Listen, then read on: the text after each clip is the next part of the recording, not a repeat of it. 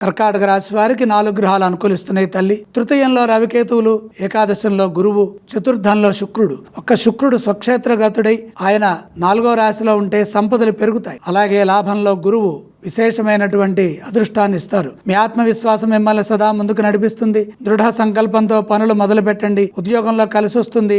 అపోహలు తొలగుతాయి. అధికారుల నుండి ప్రశంసలుంటాయి. పనిలో స్థిరత్వం వస్తుంది. ఆర్థికంగా ఎదుగుదల ఉంటుంది.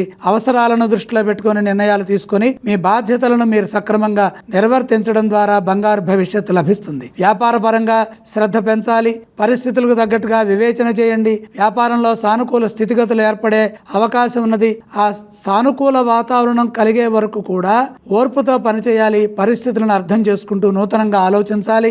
తొందరపడవద్దు. అపార్థాలకు అవకాశం ఇవ్వద్దు.